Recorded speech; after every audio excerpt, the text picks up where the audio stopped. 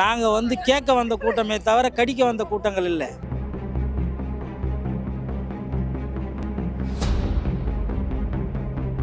Post கம்பி மேலே யாரு இடந்து உயிரிழக்க மாதிரியான ஒரு நிகழ்வாகவும் இந்த நிகழ்ச்சி கண்டிப்பா இருக்காது. அறிவு சார்ந்த நிகழ்ச்சி.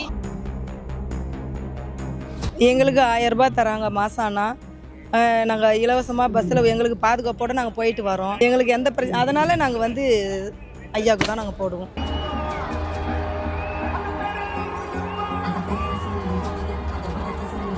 காலேஜ் படிச்சிருந்தோம்.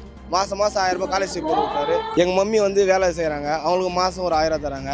அதேமாதிரி தங்கச்சி காலேஜ் போகிறாங்க, அவங்களுக்கு ஒரு 1000, மாதம் 3000 தராங்க.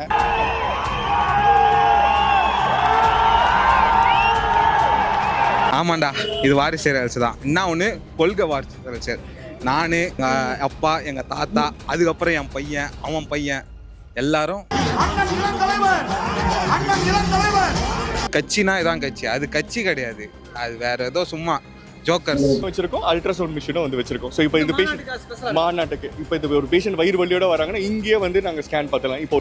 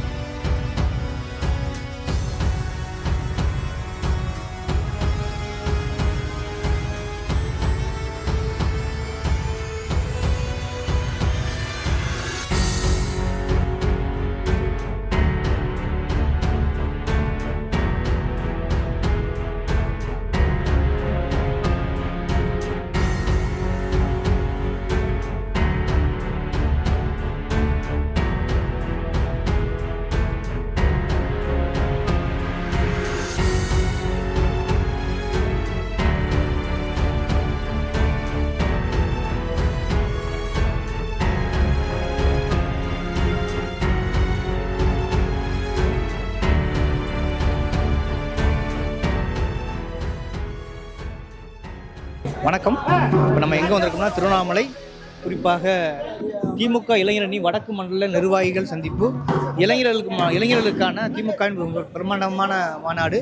கிட்டத்தட்ட 1.5 லட்சம் பேர் வருவதாக சொல்லிக் கொண்டிருக்கிறார் நிர்வாகிகள். அங்கு பாதுகாப்பு ஏற்பாடுகள், மக்கள் போவதற்கு இட வசதி எப்படி இருக்குது, கழிப்பிட வசதி எப்படி இருக்குது, மருத்துவ வசதி எப்படி இருக்குன்னு ஆய்வு செய்வதற்காகவே இந்த மாநாட்டுக்கு நுழைந்திருக்கிறோம். மாநாட்டு நிர்வாகிகள் சந்தித்து கேட்க இருக்கிறோம். இங்கே ஒட்டுமொத்தமாக உள்ளதை உள்ளபடி பதிவு செய்ய வந்திருக்கிறோம். வாருங்கள், இந்த மாநாடு எவ்வளவு சிறப்பாக நடக்கிறதா அல்லது எதுவும் அசூரியம் இருப்பதா என்பதை சுட்டிக்காட்டத்தான் வந்திருக்கிறோம்.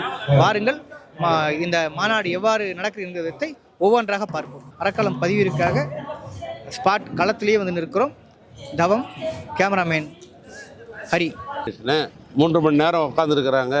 ஏதாவது மயக்கம் அடைஞ்சிட்டா என்ன பண்ணுவீங்க, சுகர் டவுன் ஆனால் என்ன பண்ணுவீங்க, பசி எடுத்தால் என்ன பண்ணுவீங்க அப்படின்ற கேள்வியெல்லாம் கேட்டாங்க. அதனால் அவங்களுக்கு அதுக்குரிய குடிநீர், அதாவது ட்ரிங்க்ஸ், குடிக்கிற தண்ணி, ஹைப்ரிட் என்று சொல்லப்படுகிற அளவுக்கு அவளுக்கு ட்ரை ஃப்ரூட்டுன்னு சொல்கிறேன் பார், அது எங்கள் ஊரில் கேட்டால் என்ன பண்ணுவோம், மல்லாட்டை பருப்புன்னு சொல்லுவோம் நாங்கள். அது மாதிரி பொருள்கள் அதில் வச்சுருக்கிறோம் நாங்கள். அதனால் அவருக்கு போதுமான அளவுக்கு இந்த நிகழ்ச்சியை அவர் முடிச்சுட்டு போகிறது நிற்கும். அவர் பசியாக இல்லாமல் பசி ஆற்றுகிற பொருள் தான் அதில் இருக்கிறது. நேற்று கட்சி தொடங்குறது அதிமுக, பாஜக, பாமக எல்லாத்துக்கும் திமுகவை தான் எதிரி. இந்த தேர்தலில் இந்த கூட்டம் எந்த அளவுக்கு முக்கியத்துவம் வாய்ந்ததாக பார்த்துக்கிறது? எப்போது மட்டுமல்ல, தமிழ்நாட்டு அரசியல் எப்பொழுதுமே திராவிட முன்னேற்ற கழகத்தையும் அண்ணன் கலைஞரையும் சுற்றித்தான் அரசியலே இருந்திருக்கிறது. எதிரிகள் மாறினே இருந்திருப்பாங்க, எதிரியாக இருக்கிறவர்கள் மாறிக்கொண்டே இருந்திருப்பாங்க. ஒரு உதாரணத்துக்கு சொல்லணும்னு சொன்னாக்கா, மக்கள் தலைவர் எம்ஜிஆர் 40 ஆண்டு கால நண்பர் அண்ணன் கலைஞருக்கு அரசியல் மாறுபாடு காரணமாக ஒரு இயக்கத்தை கண்டார். அவர் இருக்கிறதையும் எதிர்கருத்து சொல்லியிருக்கிறார். அதற்கு பின்னால் இறந்து விட்ட அம்மையார் அவர்கள், அவங்க அப்படி தான். அதுக்கு பின்னால் ஓபிஎஸும் அப்படி தான். இப்போ இருக்கிற இபிஎஸும் அப்படி தான். இது ஒரு வகை. இன்னொரு வகை, அந்த காலகட்டத்தில் திராவிட முன்னேற்றங்களுடைய கொள்கையை எதிர்த்து கருத்துக்களில் சொன்னவர் மிக மிக அறிஞர் என்று சொல்லப்பட்ட ராஜாஜி அவர்கள். ஏழை பங்காளன் என்று சொல்லப்பட்ட நம்முடைய பெருந்தலைவர் காமராஜர் அவர்கள் இப்படி திராவிட முன்னேற்ற கழகத்தினுடைய எதிர்வினை ஆற்றுவதில் பல தலைவர்கள் இருந்திருந்தார். ஆனால் தான் சொல்கிறேன், எப்பொழுதுமே நம்முடைய அண்ணன் கலைஞரை சுற்றி திமுகவை சுற்றித்தான் அரசியல் இருந்தது. இன்றைக்கி அதுக்கு பின்னால் இப்போ எப்படி மாறி இருக்குன்னா, இன்றைக்கி இருக்கிற திராவிட முன்னேற்ற கழக தலைவர் அண்ணன் மு.க. ஸ்டாலினை சுற்றித்தான் அரசியல் நடந்து கொண்டிருக்கிறது. ஆனால் இவைகளெல்லாம் நாங்கள் ஈஸியாக கடந்துட்டு போயிடுவோம். ஏன்னா எங்களுக்கு இருக்கிற ஒரே நம்பிக்கை, மக்களுக்காக நாங்கள் இருக்கிறோம், மக்களுக்கு தொண்டு செய்வதற்காக நாங்கள் இருக்கிறோம். எங்களுடைய எண்ணங்களெல்லாம் மக்களை நோக்கி இருக்கிறது. இந்த ஆட்சி மக்கள் நோக்கி இருக்கிறது. தமிழ்நாட்டோட முதலமைச்சர் ஒரு வரியில் சொல்லலாம், அவர் நம்ம தாய்மானவர்லாம் பார்த்தது கிடையாது. கண்ணுக்கு தெரிந்து தாய்மானவர் யாருன்னா தமிழ்நாட்டு முதலமைச்சர் தான். ரைட், மகிழ்ச்சி. இப்போ இளைஞர்கள் சந்திப்பு மாநாடு வந்து நடந்துகிட்டு இருக்கு திருவண்ணாமலையில். குறிப்பாக இந்த பொதுக்கூட்டங்கள் என்றாலே கரூருக்கு பின் கரூருக்கு முன் அப்படின்னு பகுத்து பார்க்குற அளவுக்கு அரசியல்லையும் சரி சமூகத்திலையும் சரி ஒரு பதட்டத்தையும் ஒரு பாதுகாப்பு எவ்வளோ முக்கியங்கிறதையும் ஏற்படுத்தியிருக்கிறது. அந்த அடிப்படையில் இந்த இளைஞர் சந்திப்பு மாநாட்டில் ஒரு நபர் இருக்கைக்கு போய் எங்கேயும் வாங்காமையே நேரடியாக ஸ்பாட்டுக்கு வந்து உட்காந்தோடனே அவங்ககிட்ட என்னென்ன இருக்குது, குறிப்பாக திமுக மாநாடும் கிடையாது, எல்லா மாநாடும் இது இருக்குன்னு நம்ம கருத்து. குறிப்பாக 1,30,000 பேருக்கு உட்காந்துருக்கிறத ஒரு நபருக்கு வந்து பார்த்தீங்கன்னா கிட்டத்தட்ட 8 ஹிட்ஸ் ஒரு பை இருக்குது. இந்த பையில் பார்த்தீங்கன்னா 8 ஹிட்ஸ் இருக்குது. அதாவது ஒரு வாட்டர் பாட்டிலு, அப்புறம் பார்த்தீங்கன்னா ஒரு ஸ்நாக்ஸு பொரி, அப்புறம் பார்த்தீங்கன்னா ஒரு ட்ரிங்க்ஸு அதாவது ஜூஸ், அப்புறம் பார்த்தீங்கன்னா அப்புறம் ஒரு பிஸ்கட் பாக்கெட்டு, அப்புறம் பார்த்தீங்கன்னா ஒரு ஸ்வீட்டு காரம், அப்புறம் பார்த்தீங்கன்னா ஒரு முந்திரி பருப்பு பாக்கெட்டுங்க, ரொம்ப காஸ்ட்லியான உணவுங்க.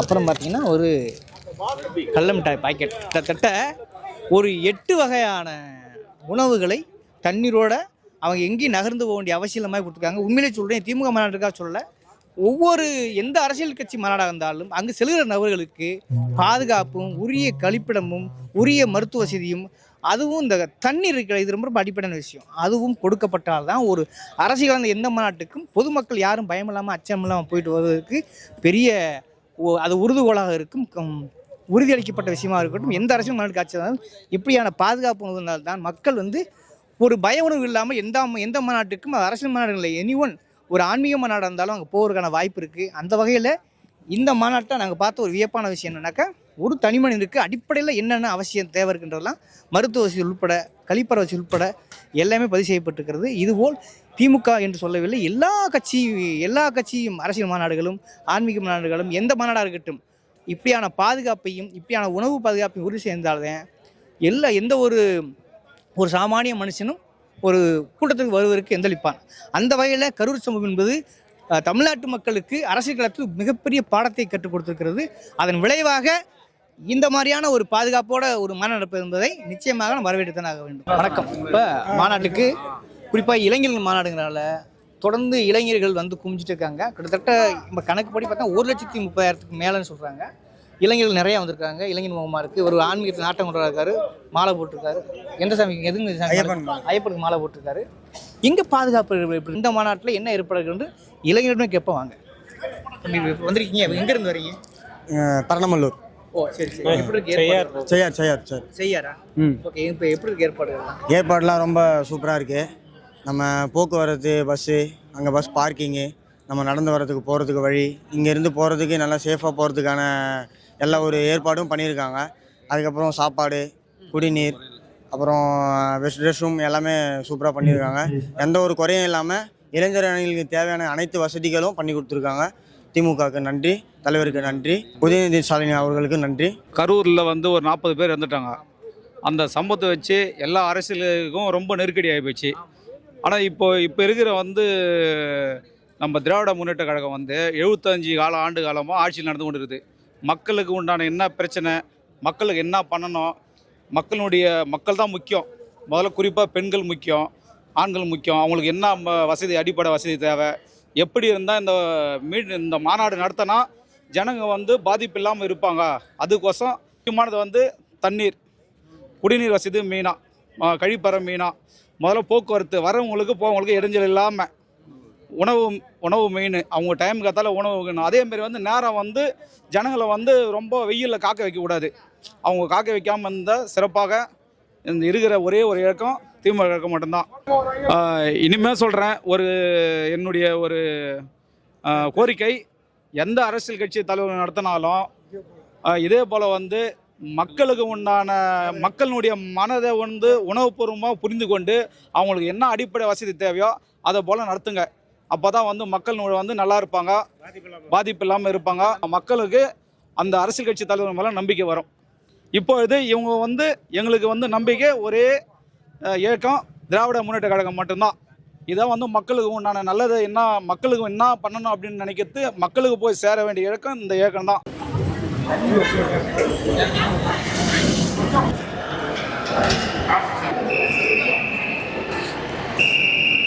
அரசியல் கூட்டங்களாலே கரூருக்கு முன் கரூருக்கு பின் அப்படின்னு இரண்டாக பிரிக்க வேண்டிய கட்டாயம் இருக்கிறது. அதுலேயும் மருத்துவங்கிறது இருக்குல்லையா, ரொம்ப ரொம்ப அடிப்படையான விஷயம். 1,00,000 இப்போ இளைஞர்கள் வராங்கன்னு சொன்னால் அவருக்குரிய பாதுகாப்பு, குறிப்பாக மருத்துவம் இருக்கு இல்லையா, அதை இங்கே எப்போ ஏற்பாடு சொல்லி இங்கே உள்ள மருத்துவ குழு இருக்கிறாங்க. வாங்க அவங்களுக்கு சார் வணக்கம். உங்கள் பேர் சார்? வணக்கம். நான் professor doctor Selvakumar, medical superintendent, general surgery டிபார்ட்மெண்ட்டோட head of the department. Sir பாதுகாப்பு 1,00,000 சாதாரணம் கிடையாது. உங்களுக்கு தெரிஞ்ச விஷயம் தான். கடந்த காலங்களில் அரசியல் விரும்பத்தகாத அசம்பாவிதங்கள் நடந்துருக்கிறது. 40 பேர் பலி வந்தாங்க. அப்போ எந்த அரசு கூட்டம் வரல, எந்த அரசு கூட்டமாக இருந்தாலும் அப்படியான ஒரு விஷயம் நடக்கக்கூடாதுங்கிறதே எங்களை போன்ற ஒரு பொறுப்பு, ஒரு சமூக பொறுப்பு இருக்கு இல்லையா. அப்போ இப்போ இங்கே இவ்வளவே வர்றாங்க, அது கூடிய ஸ்பெஷாலிட்டி, குறிப்பாக மருத்துவம் எப்படி ஏற்பாடு செய்யப்பட்டது? இங்கே வந்து 2 பிளாக்காக நாங்கள் பிரிச்சிருக்கோம், block A and block B. Block ஏல வந்து எப்படின்னா கம்ப்ளீட்டாக எமர்ஜென்சி வந்து பார்க்குறதுக்காக வந்து அந்த பிளாக் வந்து வச்சுருக்கோம். அந்த பிளாக்ல எப்படி ப்ரிப்பேர்ட்னஸ் இருக்குன்னா, அந்த பிளாக்ல வந்து ஒரு அறுவை சிகிச்சை நிபுணர், ஒரு தீவிர சிகிச்சை பிரிவு ஸ்பெஷலிஸ்ட், தேவையான வந்து டாக்டர்ஸ், நர்ஸு எல்லாருமே அந்த எமர்ஜென்சி பிளாக்ல வந்து இருக்கிறாங்க. ஸோ அட் எ டைம் வந்து எத்தனை பேஷண்ட் வந்தாலும் ஹேண்டில் பண்ணுறதுக்கு அந்த பிளாக் வந்து ரெடியாக இருக்குது. டாக்டர் வந்து கிட்டத்தட்ட வந்து பார்த்தீங்கன்னா ஒரு 70-80 டாக்டர் கிட்ட வந்து இங்கே இருக்காங்க, டாக்டர்ஸ் கிட்ட வந்து இருக்காங்க. ஸோ அந்த அதுக்கப்புறமா இங்கே வந்து ஒரு 17 டிபார்ட்மெண்ட்ஸ் கிட்ட வந்து இருக்காங்க, ஸ்பெஷலிஸ்ட் இருக்காங்க. ஸோ அங்கே வந்து ஃபர்ஸ்ட் எய்ட் முடிச்சுட்டு சப்போஸ் வந்து அவங்களுக்கு உயர்கட்ட சிகிச்சை வேணும்னா அதுக்கான வசதிகள் எல்லாமே இங்கே இருக்கு. ஆம்புலன்ஸ் சேவை வந்து இருக்குங்க. ஸோ இங்கே வந்து மெயின் அருணை மருத்துவக் கல்லூரி மருத்துவமனை, அது வந்து ஒரு 1000 படுக்கை வசதி உள்ள ஒரு மருத்துவமனை. ஸோ இப்போ இங்கே ஃபர்ஸ்ட் எய்ட் முடிச்சு அந்த பேஷண்ட்டுக்கு உயர்கட்ட சிகிச்சை தேவைன்னா இம்மீடியட்டாக வந்து டிரான்ஸ்போர்ட் பண்ணுறதுக்கு ஆம்புலன்ஸ் சேவையும் வந்து இருக்கு. அடிப்படையில் ஃபர்ஸ்ட் எய்ட்னா என்னென்ன வகையான மருத்துவங்கள் ரெடியாக இருக்கு? இங்கே வந்து மருத்துவ பிரிவு, பொது மருத்துவ பிரிவு, பொது அறுவை சிகிச்சை பிரிவு, எலும்பு முறிவு பிரிவு, இஎன்டி பிரிவு, தோல் department, cardiology department, ultrasound, neuro department. So நம்மளுக்கு பேசிக்காக தேவையான எல்லா டிபார்ட்மெண்ட்டுமே இங்கே இருக்கு. ஈவன் ஒரு பேஷண்ட்டுக்கு வந்து ஒரு எமர்ஜென்சிக்கு இசிஜி, எக்கோக்கும் மிஷின் இருக்கு, அல்ட்ராசவுண்டும் பண்ணிக்கலாம். இங்க ஒரு பேஷண்ட் வந்து எக்கோ மிஷினும் வச்சிருக்கோம், அல்ட்ராசவுண்ட் மிஷினும் வந்து வச்சிருக்கோம். ஸோ இப்போ இந்த பேஷண்ட் மாநாட்டுக்கு இப்போ இந்த ஒரு பேஷண்ட் வயிறு வலியோட வராங்கன்னா இங்கேயே வந்து நாங்கள் ஸ்கேன் பார்த்துக்கலாம். இப்போ ஒரு செஸ்ட் பெயினோட வராங்கன்னா இசிஜி எடுத்துக்கலாம், இங்கேயே வந்து எக்கோ பண்ணிக்கலாம். ஸோ அந்த அளவுக்கு வந்து ஃபெசிலிட்டிஸ் வந்து இருக்கு. மினி ஹாஸ்பிட்டல் இருக்குங்க. ஏற்பாடுகள் எப்படி இருக்கு? எங்க இருந்து வரீங்க? நான் வந்து சென்னை அம்பத்தூர். சென்னையிலிருந்து வரீங்களா? சென்னை அம்பத்தூர்ல இருந்து வரேன். பாதுகாப்பு எப்படி இருக்குது? நீங்கள் பார்த்தாலே தெரியும், ஒரு இடத்துலையும் பார்த்தீங்கன்னா ஒரு போலீஸ் இருக்காங்க. ஒரு இடத்துக்கும் பாருங்கள், தண்ணி பாட்டிலு, நம்மளுக்கு தேவையானது உள்ளது எல்லாமே இருக்குது. பாத்ரூம் ஃபெசிலிட்டிஸ் எல்லாம் பக்காவாக பண்ணியிருக்காங்க. இதுதான் ஒரு மாநாடோட எப்படி சொல்கிறதுனா, எதுவும் தேவை நம்ம தேடி போகிற தேவை, எல்லாம் நம்ம கையிலே தான் இருக்குது. இதுதான் ஒரு மாநாட ஏற்பாடு. எவ்வளோ பிரம்மாண்டமாக இருக்குது பார்த்தீங்களா? கரூர் சம்பவம் தெரியும். அது வந்து அவங்கெல்லாம் லிஸ்ட்லேயே எடுக்கக்கூடாது, ஓப்பனாக சொல்ல போனால். அது லிஸ்ட்லேயே கிடையாது. கட்சினா இதான் கட்சி, அது கட்சி கிடையாது, அது வேற ஏதோ சும்மா ஜோக்கர்ஸ். அது எப்படி சொல்கிறதுனா, இது வந்து ஃபேமஸோ பாப்புலாரிட்டியோ கிடையாது, இது மக்களுக்காக பண்ணுறது. 2024 திராவிட மாடல் ஆட்சி தான். உதயநிதியான கேள்வி கேட்குறாங்களே, அதுதான் சொல்லிட்டேன்ல, கம்பேர் பண்ணாதீங்கன்றேன். அது வந்து தத்துக்குட்டி, அது ஒரு தத்துக்குட்டி. எங்க அண்ணன் வந்து வேற, அவரு படம் நடிச்சார் தான் ஒத்துக்கிறேன். ஆனா படம் நடிச்சு அரசியல் வந்திருக்காரு. அவனுங்க என்னென்னமோ பேசுவானுங்க, அதெல்லாம் கணக்கிலே எடுக்காதீங்க. எப்பயுமே எங்க அண்ணன், ஆனா கம்பேர் பண்ணாதீங்க. விஜயா எங்க அண்ணன் உதயநிதியா கம்பேர்லாம் பண்ணாதீங்க. எப்பயுமே எங்க அண்ணன் உதயநிதி மட்டும்தான், அவ்வளவுதான். முதல் எங்க அப்பா ஸ்டாலின், எனக்கு வந்து தாத்தா வந்து கலைஞர் ஐயா, அடுத்தது எங்கள் அப்பா ஸ்டாலின் ஐயா, அதுக்கப்புறம் எங்கள் அண்ணன் பார்த்தீங்கன்னா உதயநிதி. இது வந்து வாரிசு அரசியல் சொல்கிறாங்களே, ஓப்பனாக சொல்ல போனால் எங்கள் வீட்டில் வாரிசு அரசியல். எங்கள் தாத்தா ஃபஸ்ட்டு டிஎம்கேல தான் இருந்தார். எங்கள் தாத்தாக்கு அப்புறம் எங்கள் அப்பா, எங்கள் அப்பாவுக்கு அப்புறம் நான், அதுக்கப்புறம் என் புள்ளன்னு வாழ்ந்துக்கினே போவோம். இதுதான் வாரிசு அரசியல். ஆமாண்டா, இது வாரிசு அரசியல் தான். என்ன ஒன்று, கொள்கை வாரிசு அரசியல். நான், அப்பா, எங்கள் தாத்தா, அதுக்கப்புறம் என் பையன், அவன் பையன், எல்லாரும் எங்கள் அண்ணன் உதயநிதிக்கு மட்டும்தான். 1,00,000 பேர் வரம்ன்றாங்க. அத்தனைக்கு இங்கே பாதுகாப்பு ஏற்படுறது சரியா இருக்கு? ஆமாம் சார், ஏற்படல சரி. 1000 பாத்ரூம்ஸ் இருக்குது, 20 எக்ஸிட் கேட், அதாவது நம்ம வெளியே போகிறதான கேட் எக்ஸிட் கேட், 300 ஆம்புலன்ஸ் இருக்குது. ஆமாம் சார், 300 ஆம்புலன்ஸ் இருக்குது. ஒன்று என்னென்னா, இங்கேருந்து தண்ணிக்கு போகிறதுக்கு, தண்ணி வாங்கி குடிக்கிறது கூட கஷ்டமாக இருந்த கரூரில் விஜய் மாநாட்டில். ஆனால் இங்கே பார்த்தீங்கன்னா தண்ணியிலேருந்து திங்ஸு, சாப்பிட்ற ஸ்நாக்ஸ் மொத்தமே இங்கேயே தந்துருக்காங்க. ஒவ்வொரு சேரில் இங்கே நீங்களே கூட பாருங்களேன். கொள்ளடிக்கிற கட்சியோ இல்லை கொலை பண்ணுற கட்சியாக தான் இருக்கும். எங்களுக்கு வந்து வாழ வைக்கிற கட்சி, அதுதான் டிஎம்கே. குடும்ப அரசியல்னு சொல்கிறாங்க. எங்கள் தாத்தா வந்து முன்ன காலத்துலேருந்து டிஎம்கே தான், எங்கள் அப்பாவும் டிஎம்கே தான், அதே மாதிரி நான், எங்கள் பையன், நானும் டிஎம்கே. அதுதான் குடும்ப அரசியல். வாழ வைக்கிற கட்சி குடும்ப அரசியல் பண்ணி ஒரு இது தானே. அவன் வரான், 4-5 படத்தை இருப்பான், 2000 கோடி 3000 கோடி சம்பாதிப்பான், அவன் பொன்னாட்டி புள்ளைய பார்த்துப்பான். அப்போ நாங்களாம் எங்கே போகிறது? அவன் பாட்டு பண்ண இப்போ வருவான், மொத்த ஆச்சுன்னு போயிடுவான். எங்கள் தலைவர் என்ன பண்ணார், நாங்கள் காலேஜ் படிச்சிருந்தோம், மாதம் 1000 ரூபாய் காலேஜ் போட்டு கொடுத்தாரு. வேறு எந்த தலைவர் வந்து யாரும் வந்து போட்டு கொடுத்தாரு? எடப்பாடி வந்தார், எடப்பாடி வந்து எங்களுக்கு போட்டோ கொடுத்தாரு. 1000 ரூபாய் மாதம் 1000 ரூபாய் வந்துருந்தேன். எங்கள் மம்மி வந்து வேலை செய்கிறாங்க, அவங்களுக்கு மாதம் ஒரு 1000 தராங்க. அதேமாதிரி தங்கச்சி காலேஜ் போகிறோம், அவங்களுக்கு ஒரு 1000, மாதம் 3000 தராங்க.